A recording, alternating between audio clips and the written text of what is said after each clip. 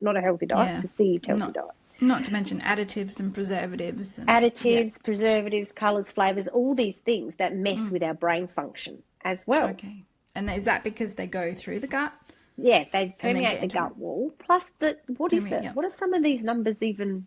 What are they?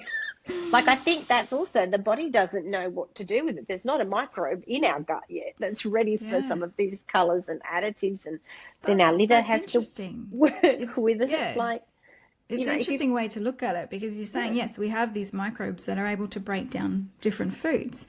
But some of these engineered foods, such as additives, preservatives, perhaps even GMO, what do our microbes do in that case? Because I don't reckon they know what to do. They don't know. Yeah.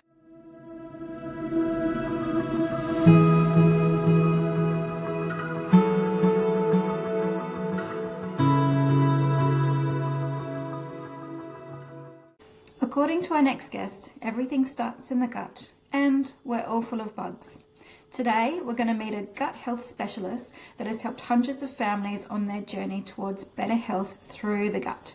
We will cover children's behaviours, autism and neurodiversity, and we'll look at tips on how we can support our mental health and our physical health through simple changes we can do that support our gut health. Her name is Sonia Tzerefos. So she is a qualified naturopath, a GAPS practitioner and a certified microbiome analyst. Please remember, all the contents in this podcast are general information and for entertainment purposes only. It is not medical, health or nutrition advice and doesn't take into account your own personal circumstances. So if you do have any health concerns, please see a good practitioner close to you. So, welcome Sonia. Thank you so much for coming on the Goodnessly podcast. Thank you. That's okay. Look, yeah, you're welcome. Anytime. Look, I thought we would start off with, we're going to talk about gut health today, and we're going to cover a few different things, but I wanted to start off with a little bit about you, a little bit about, maybe you can talk a little bit about your background, your qualifications, and how you got to be in this area of gut health. Yep, sure. I guess for me it started, and I don't like using years because it's quite upsetting when you count them, but it was about 20 years ago. I was in a really different industry. So I'd been in event management and radio and really high stress environments. And, you know, you don't eat well, you don't look after yourself. Probably wasn't particularly healthy really back at the time. You think you are, but when I look back, I was just running on pure adrenaline 90% of the time. Yeah.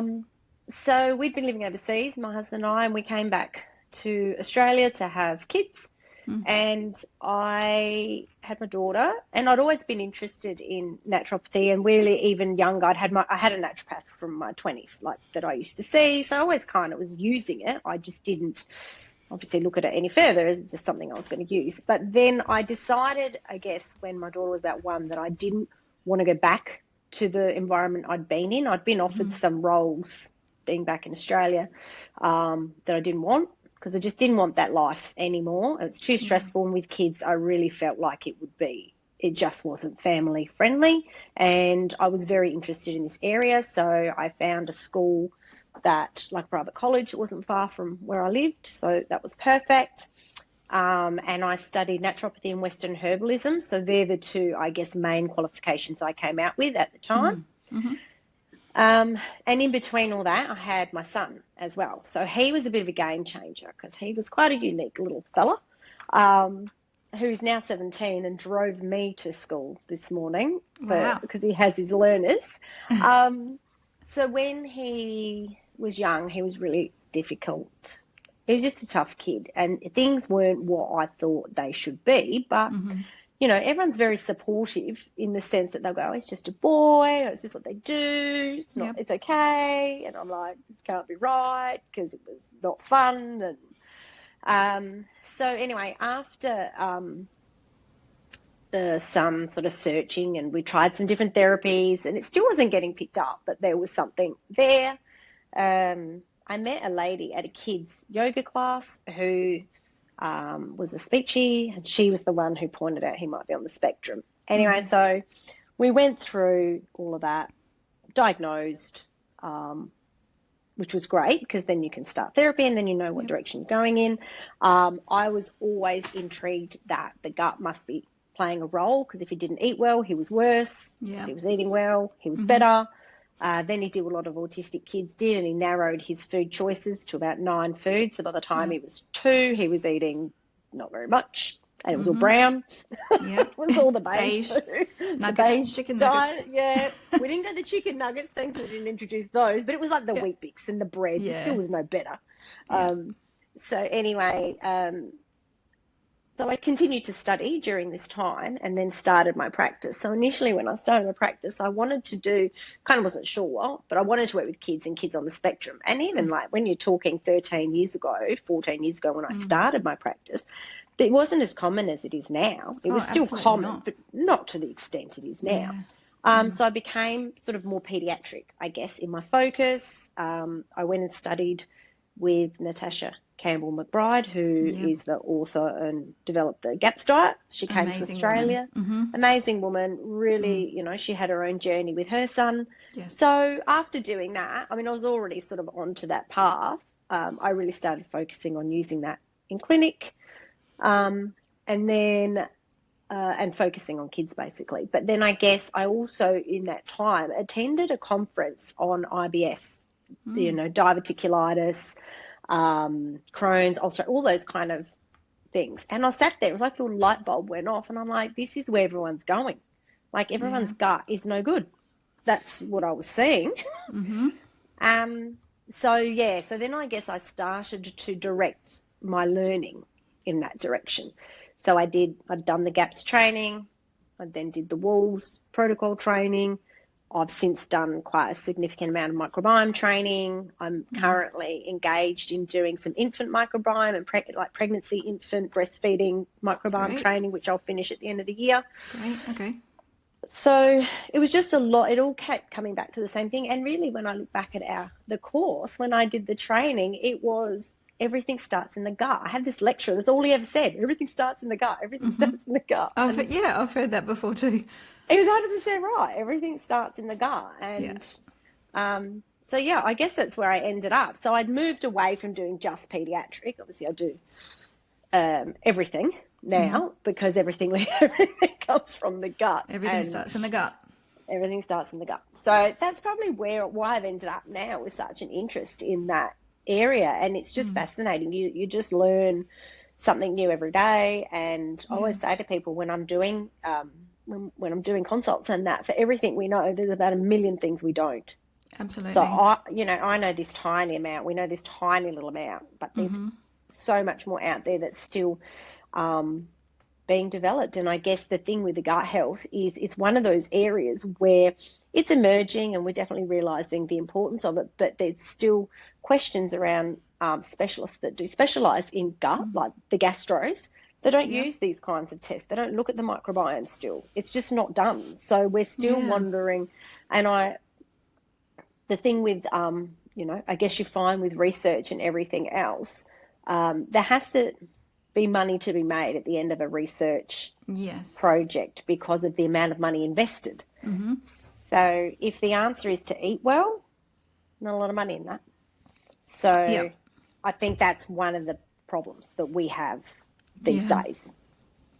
Okay. A very long answer to a short question. No, absolutely. Can you tell a little bit more about the journey with your boy and how that went?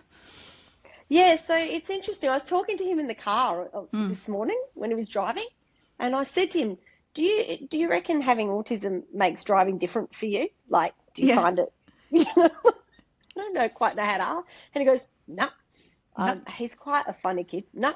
And I said, well, that's good. I said, do you even realise you have autism? And he said, no. Right. I said to him, because we've never hidden it. The minute we knew, he knew. And we talked him through, we got him to understand that there was nothing wrong with him. It's just you have autism. So anyway, back when he was diagnosed, they did the diagnosis very differently than what they do now. So you kind of got a base diagnosis if they weren't sure, and then you'd go back a year later and then they'd either confirm that diagnosis and then give you a more specific label, I guess. But in the meantime, just getting a preliminary diagnosis gave you access to therapy. So Yeah. where I went with him at the time was there was a Flinders program, an early intervention research program at Flinders University that I'd heard about from somebody. So as soon as I got a diagnosis, I put his name down because it was about an 8-month wait Okay. to do this therapy. And it's ABA therapy, which You did ABA. can be controversial. Yep. But learning that therapy and using some of those principles definitely helped us when we did GAPS. Okay. Because there were some strategies that are ABA principles that worked for the GAPS diet to get him to comply. So when it was the research program, you go there and we would learn it, and then I would have to go home and implement it. So we spent 2 weeks intensely going there, and then for the next, I think it was 6 months or something, I had to do it at home and then get reviewed every 2 weeks to get the next part of the program, and we were obliged to do 20 hours a week of therapy. Wow. So that's quite a commitment. That was quite a commitment, and it wasn't easy. It's a horrible, horrible thing to go through initially because, you know, it's a good behaviour gets rewarded, bad behaviour gets ignored system. But it worked for him and it broke through some stuff. And so when then I wanted to do, I was looking at him and, you know, and the therapy and everything and his diet, and I knew if he hadn't had a good, you know, if he hadn't eaten well, he was far more difficult in the therapy sessions than if his gut was good. So when when he was about 6, was when I did the training with Dr. The GAPS training. So let's just talk about what GAPS is. Can you just explain what GAPS is? So GAPS itself is gut and psychology syndrome or gut and physiology syndrome. That's the two things it stands for. Initially, if you've ever, and I don't, for the first time I left my books at work. Mine's been borrowed out at the moment, otherwise I hold it up. Hold it up. There's a yellow book and now there's a blue book. So the yellow book is the original book, which was the gut and psychology syndrome, and it was focusing on how that gut-brain barrier works. So when your gut health is not good, which I always say to people, you know, majority of us want this perfect gut, majority of us do not have it. Right. A lot of our guts are permeable. Not everybody has leaky gut, but certainly now also with microbes and what we know, if they're not healthy, then that gut lining can be slightly permeable. If it's not a sealed tube, this is your digestive tract. Okay. That tract from mouth to anus should be a sealed tube, lovely, healthy mucus lining. All your microvilli and your small intestine should be knitted together really tightly, no little gaps. That's where the leaky gut comes from. These little gaps, these junctions we call them, can become quite loose and floppy and kind of not healthy, allowing particles to pass into the bloodstream. When those particles are passing into the bloodstream, they can be food particles, food proteins, medications, bacteria, whatever. When they start to go into that bloodstream, then they are obviously transported around. The body has this foreign particle going on in the bloodstream, so there has to be an immune response because, like, what the hell is that? Why is that there? Yes, and then it can pass through the blood-brain barrier, which is where you get that impact between the gut and the brain. So that's good because that sort of explains the gut-brain connection, which I wanted to cover as well. Yeah. Okay. So that's, I guess, what we call they call it leaky gut, leaky brain. Terrible sayings, but that's how we refer. Yeah, that's how we refer to it. Yeah, easy way to think of it. Easy way to think about it, and so that has quite a big impact on then the behaviour, the concentration of kids and adults. Let's not forget we struggle as well. Foggy brain, all that kind of stuff, and then you can even go that one step further with neurodegenerative conditions like Parkinson's, Alzheimer's. They're all going to have some level of be impacted. At some level, gut or leaky by gut. your gut, leaky gut, gut health, poor microbes. Yeah. So the GAPS diet is designed to heal and seal the gut and heal that lining, get it healthy. Sure. Get rid of the leaky gut, and to also support healthy microbes. So it's got what are healthy microbes? So they're all the little bugs and they're all the bacteria, the microbes, the good guys, the bad guys that live in our digestive tract. Most of them live in our lower digestive tract, but we've got microbes up our nose, in our throat, in our mouth, on our skin. You know, they're everywhere. But when I I'm heard talking, that we're about, what are we, about 12% human cells and the rest is made up of... we're all bugs. Well, yeah. And I think this is really important to talk about us being not just, you know, we think of ourselves as we're human. And we have a few microbes in our belly. Actually, no, it's this, we are a whole ecosystem, aren't we? Yeah, we're a whole ecosystem, and we've got to look after it. We have to live in balance, like nature, like the world, like the world. So if you imagine like a forest is made up of all different plants, from the ground, the gross slimy things in the ground, to all the beautiful things at the top of the trees kind of thing. And it's all different trees, and it's all different plants, and it's all different animals and, you know, worms and whatever lives in that forest. That's what we should be like. Yeah. So that's what, you know, we want our whole body to be, and we don't want to have too much of one thing. We want richness and diversity. That's kind of what we're looking for. And again, like I said, with a lot of the microbes, we don't know what they do, but for the ones that we do, there are some that sit there and they can, they have lipopolysaccharides in their external membranes. These are inflammatory. If you have too much LPS floating through the bloodstream, it creates this inflammation in the body. It can inflame the brain. It can inflame your joints. You can have systemic inflammation through the body, you know, where you're not feeling great. It can lead to disease states down the track. Some bacteria we know are more linked to even, and this is you've got some that if they're dominant, they can link to things like cancers even, or ulcerative colitis, Crohn's, those kinds of things. But on the flip side, there's some really good ones that if they're also low, then they are also leaving you susceptible to disease states because they're not there to protect you. So we've got ones. What are some of the things that the good ones do? So some of the good ones basically, so if we look at one of my personal favourites, Faecalibacterium prausnitzii, that is a butyrate producer, and butyrate is a short-chain fatty acid, which is anti-inflammatory in the body. So that can be very neuroprotective, cancer protective. It helps with healthy brain function, healthy mitochondrial function. So your mitochondria, obviously your energy producers in your cells. Butyrate, and Faecalibacterium is one of your main butyrate producers because it does represent, if you've got it in good numbers, it represents a good percentage of your total butyrate producers.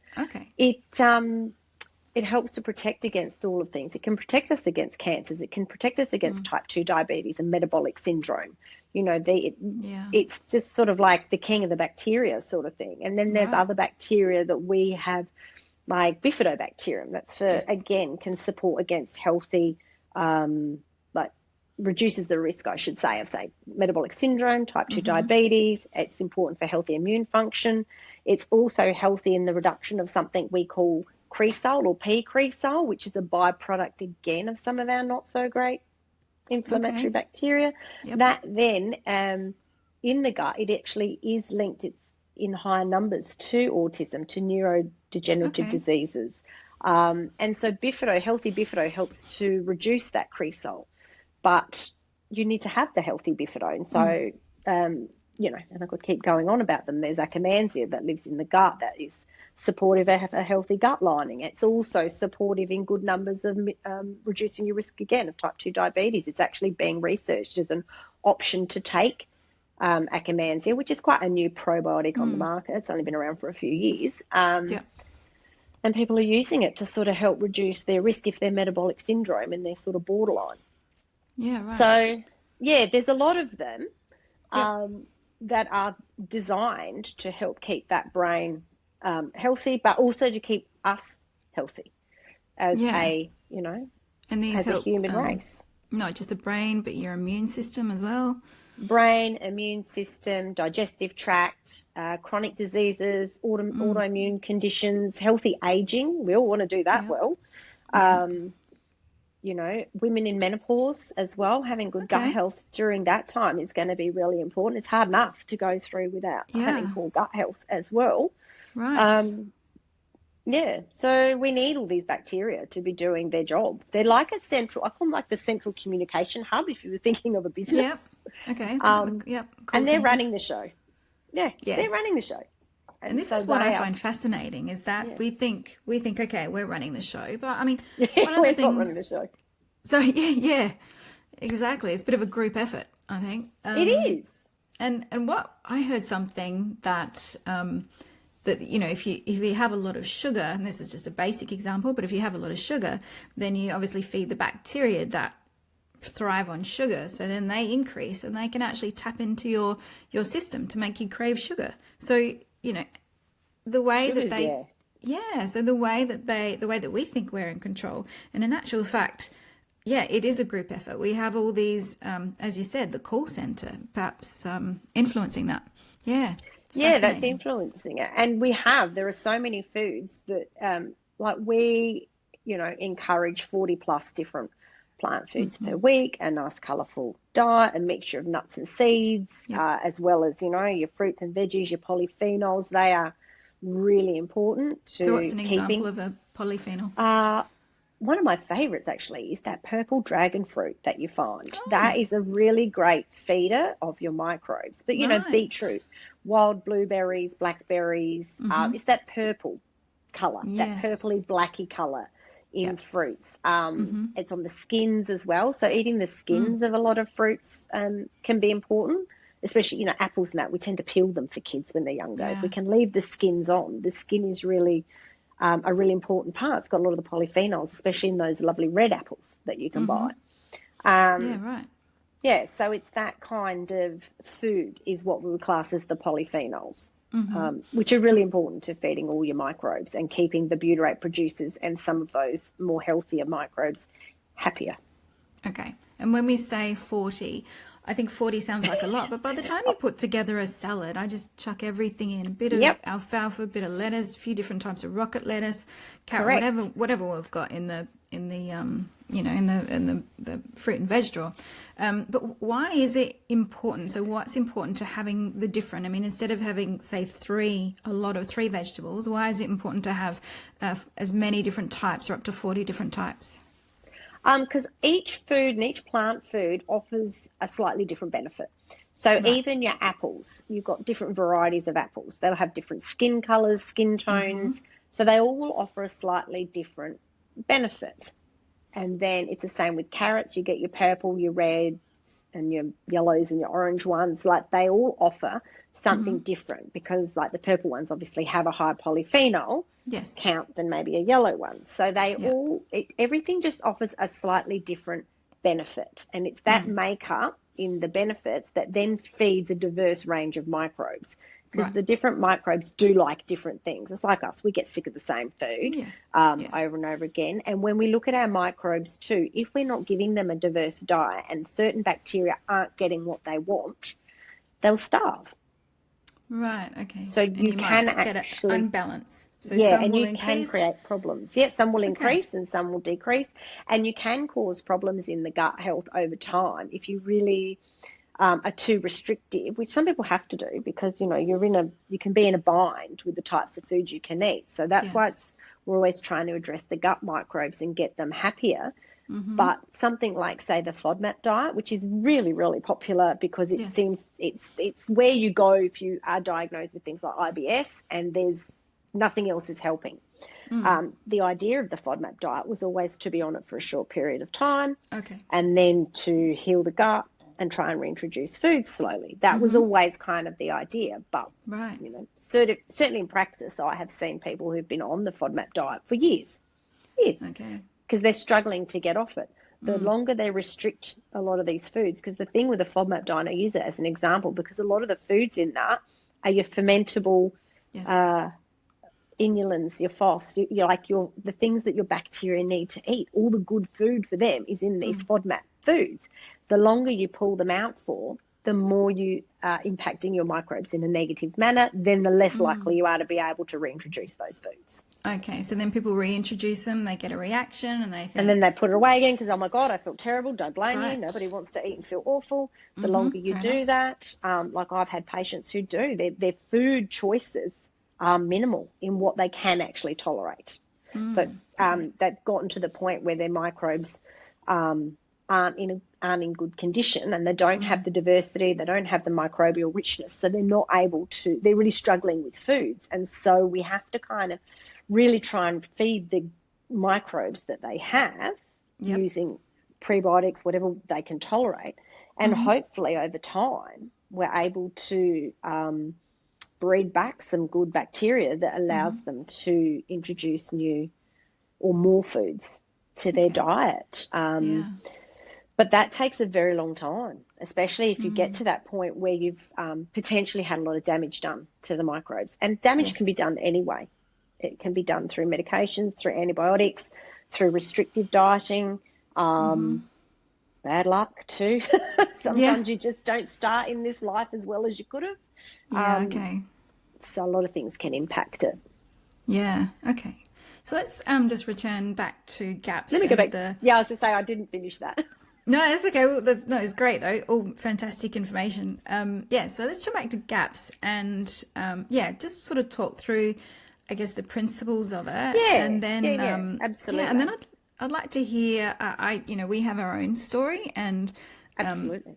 That it's looking at these different ways of eating and focusing on healing that gut. We've seen some amazing results in our family. If you could just kind of return to the gaps and sort of the principles of it and what it does, and maybe some of the results that you've seen. Yep, sure. So the GAPS diet itself, it comes in 3 parts. There's the introduction phase, the full GAPS phase, and the coming off GAPS phase, because there is a point where we should be able to come off it, because again it has its own limitations as well, because there's things that you do and don't do. With the foods that I guess you avoid on GAPS, it's all grains, obviously gluten, dairy initially, but we do pop some of that back in as we move through the stages. It's very whole foods focused. There's one of the biggest questions I get is about broths and things like that, because you need to have these broths, especially in the intro phase, regularly, like all day, every day. They're just and why do we have those? Why do we have those broths? So the broths have, and we make them from bones and meats and all different parts, and the joints are the better bits of the meats. I use a lot of collagen. I use a lot of feet in mine, again, for the collagen, but it's got this lovely amino acid profile, which is really healing, and it's the building blocks for a lot of the cells in our gut. It's very soothing, and it starts to heal and seal the gut, because it's got one of the amino acids in it is glutamine, which of course people take that as a supplement, and it's a gut healer. So it's very soothing. When you first start GAPS, if you start on the intro phase, there's 6 stages in GAPS. So if I'm brief about them, that stage 1 is pretty much soups, broth, like there's not a lot you can get very creative with your soups, but at the end of the day, it's soups and broths. It's not, and some fermented juices like sauerkraut juices and things like that. Sometimes we introduce kefirs and dairy-based juices early, whey from yogurts and stuff. It depends. Let's come to that, because we'll come back to that, because I think that's really important, just covering off, your sauerkrauts and your yogurts. And the types some of those things that, so we can, after this, we can have a chat about that. Sure. But each stage of that introduction phase, so I would say to people, it's like taking a child from breastfeeding to solids, or bottle feeding to solids. You're starting slowly. You're not giving them a steak as their first meal. You're starting them. Everything's mushy and slow and easy to digest. And each stage is building on what you did the last time with the previous stage. So you sort of keep some of that in, but you keep adding it in, with the point to get to a full GAP stage, which is then, it's protein and healthy veg and nuts and seeds. There's a bit of dairy that comes back in at that stage, that's still no grain. So, and no sugar. So I guess the beginning part, the important thing is you're removing all sugars, whether they were natural sugars, whether it was honey, whether it was fruit, whether it was chocolate bars, it doesn't matter, the sugar's out. So people do go through quite an uncomfortable process at the beginning. Because you're taking out all these energy sources that you were using. And obviously sugar's addictive. It's as addictive as any drug you'll ever find out there, if not worse, and you will go through not a lot of fun. And you might not even be someone who eats a lot of sugar. You'll be surprised at how much sugar you are getting, even probably without knowing. So just through, refined products, foods, Yep. So, but the idea of GAPS, it's to heal and seal the gut. I think because it's so structured in a way, you can't buy. You have to make. You have to buy fresh fruits or fresh veggies, good quality protein. You have to make it. There isn't a ready-made meal out there that's going to satisfy or comply with a GAPS diet. So it is also pushing you back into eating whole foods because you have to, which I think is important. And obviously for me, the biggest issue with the gut is the lack of whole foods that's happening these days, and the introduction of so many packaged foods. As a society, we're moving away from those whole foods, and we are going for more convenient foods. And I think, absolutely, they are having an impact on our gut. Yeah, very big impact, very big. And you see it in schools, in lunch boxes and things like that, the behaviour in kids, or they can't concentrate after lunch because they've had packet after packet after packet. And there's a lot of confusion out there, but that's probably a conversation for another day with all the products that are out there. So the GAPS diet, it is designed to heal and seal the gut, to take away that addiction, I guess, to sugars and processed foods. And it breaks the addiction for kids on the spectrum. A lot of them are addicted to these processed foods. So I worked with this one family, and it was really early on actually in my doing GAPS. So one of my second or third families that came and wanted to do it. Beautiful kids, but obviously there was some issues that mum was experiencing that she was a bit concerned about. So off she went and she started, and I think she emailed me, and it was about 10 days or 12 days in, and she said my kids were sitting on the couch like zombies. They hardly spoke. She goes, they were eating, but barely. They just sat there as if they were just coming out of some I had a similar experience. Yeah, so she was telling me, and then she went away with her husband for a weekend and left them with her parents. And I thought she was going to say that they fed them all this stuff and they had to start again, but they didn't. The food was all there, all the GAPS food was there, and she goes, it was like they woke up. They just got off the couch, she said, and they just ate all this. They drank the broth, they ate the soups. She goes, their appetite was crazy, she said, but it was like they were glassy-eyed on the couch. She said, I've never seen anything like it. Thank God they started eating again. I mean, they did eat, but she was just really struggling. And she said watching them was quite almost freaky or disturbing, because she said they were just sitting there glassy-eyed, like just staring into space. Because they were detoxing, and they were coming off, all the stuff was coming out of their body. I remember when I did it, I bumped into...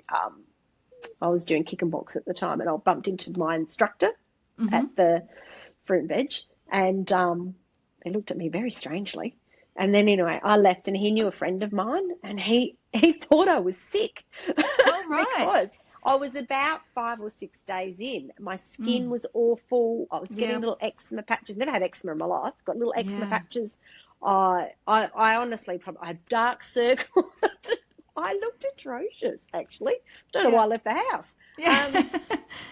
But my body was going through it as well. And like I said, I never thought I ate particularly badly before, but even taking out some of the starchy foods and the veggies and the fruits that I was eating, and the rice and the grains and that was enough for me to go through. Just detox. The detox. So, and we had the issues when we first did it. We had some projectile vomiting and bowel changes everybody had their own, because we all did it as a family, which is something I always encourage. We had all those kinds of things as well. And I had another family actually who did it. They were really interesting because mum had quite a chronic illness. Right. She wasn't doing it for her. She had 3 kids, all on the spectrum, all homeschooled. This poor woman was really working really, really hard. And again, she said her different kids, they're different kids. If you can break through the hard part of it, you'll end up with a different kid. And I mean different in a good way, not different in a bad way. And But Mum had these huge health benefits as well that she couldn't believe, because she wasn't doing it for her. They were just all doing it together. Similar to us. We didn't do it for me, but my husband had a health condition that cleared. Right. And we'd been through doctors and specialists and immunologists and all this stuff, and it cleared. That's amazing. The power of the gut. The power of the gut. And that was, we were, like I said, we weren't doing it for him. So, and that's probably where I also started to use the GAPS diet for multiple conditions. Right. So what are the conditions? I mean, do you know what? And we actually are. We're running out of time here, but we're only just getting started. So what we're going to do is we're going to wrap up this one, but we're going to do a part 2. So stay with us, and we're going to continue this conversation on gut health with Sonia. So stay tuned, and we'll come back to part 2. Just a reminder, guys, that we do have our Goodnessly app. So if you are looking at supporting your health and you're wanting to understand what is in the food that you eat, things like additives, sugar, if you're interested in perhaps organic ingredients, if any of these sort of align with your values, then please download our app. You can create a free account, and it'll make your shopping and clean eating a lot easier. Thanks, guys.